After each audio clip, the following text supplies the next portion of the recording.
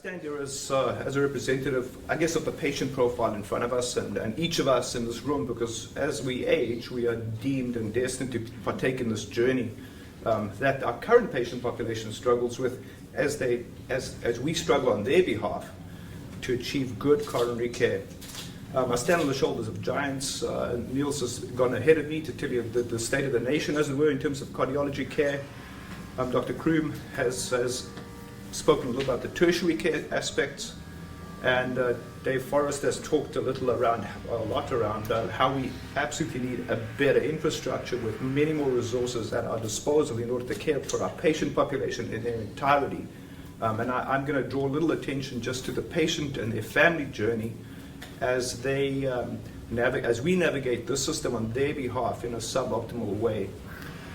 And part of that sketching is based on, as Niels as Dr. Schwartz has mentioned, we offer a secondary line of intervention, and appreciating that anyone who appears with a massive or a large MI, a large heart attack, the only treatment really is reestablishing perfusion, blood flow to the heart muscle at risk. It's no different to having an elastic band around your finger, or a little lamb when they get their tails docked, to put an elastic band, and these patients appear just like these little lambs do, with pain, because the muscle is at risk. It's ischemic pain, and the pain goes away for one of two reasons: either because the blood flow has been restored, or the muscle is dead.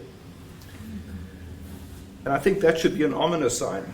And ironically, we use the same message or the same finding to decide whether we have a successful treatment, or maybe we've refused to contemplate the alternative, that the muscle is dead because the pain is gone. But I digress. If we come back to the patient journey, the patient attends the emergency department with findings consistent with a massive heart attack. Because of our geography and limitations around access to care, we're obligated to use a secondary intervention, the one that Dr. Schwartz talked of, the clotbusters, in the hope that we buy some time. In the meanwhile, we sit on our hands for 60 to 90 minutes because the protocol, as defined by others, determines we sit on our hands and unless something catastrophic intervenes. And in that time, we hope that the clotbuster works and no complications occur. Regrettably, it is not a 100% solution, as Dr. Schwartz has mentioned. There's a significant proportion of patients who will not reperfuse or who will deteriorate in this time. And at the end of that time, we make a second phone call to a cardiologist south of the Malahat to ask for approval, permission, to activate a transport mechanism to get the patient south.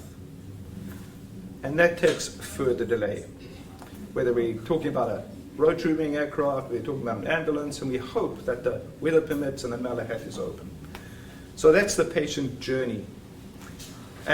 And in all of this, we tend to lose sight of the fact that this patient is in jeopardy all of this time. We have no out. We have no rescue strategy. We have no salvage strategy. We have a strategy of, gosh, I hope this works. And to draw attention to a specific case, and I guess I might be running out of time, but in the interest of a special case, just very recently, which a couple of us in this room can talk to, we have a patient who's unstable. The patient gets admitted to the ICU. Despite being unstable, the opinion of the telephonic opinion is that we've done the best, we're sort of crying wolf, and we should sit tight.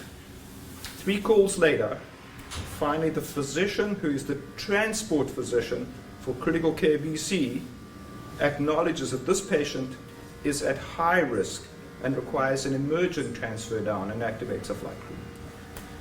So it's that sort of context that we bring the patient story to you about, and as opposed to just philosophizing and hoping for a better service. These are patients. These are our families, these are our loved ones, our friends, and soon to be some of us. Thank you.